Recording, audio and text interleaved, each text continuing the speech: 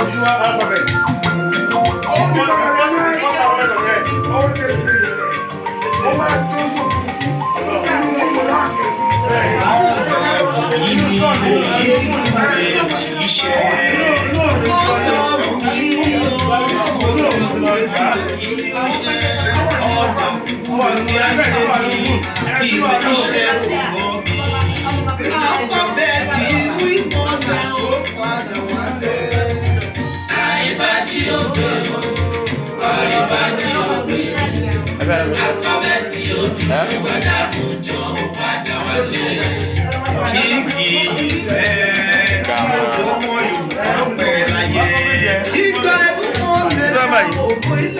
Gbígba alphabet Odùduwà wọlé sí ìlú Ìwà àti ìlú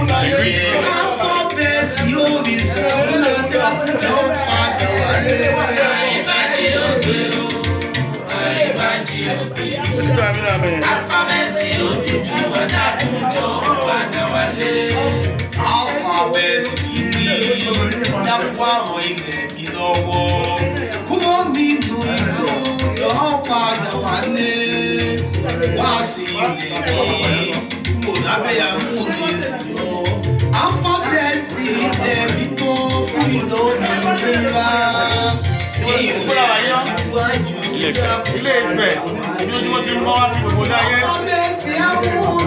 ilé àkọ́kọ́ tí àwọn ẹ̀dá ènìyàn gbé àní àìbájí ògbé o àìbájí ògbé o alifábẹ́ẹ̀tì Odùduwà dákúnjọ wà dáwàlẹ́.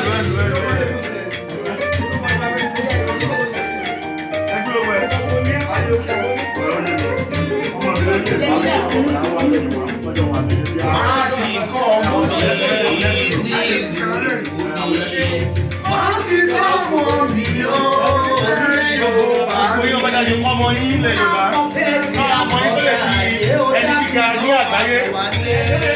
Àìbájí ògbé ní ilẹ̀ Yorùbá ní àwọn ọmọ akọ̀mọ́ náà sí wọ́n ṣe máta máta gbogbo ẹ̀ tó kí kí wọ́n nílé ṣe kí kí wọ́n nílé ṣe.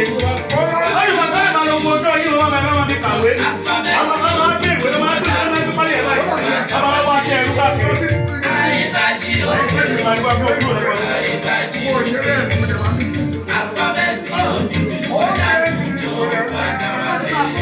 Àìbájí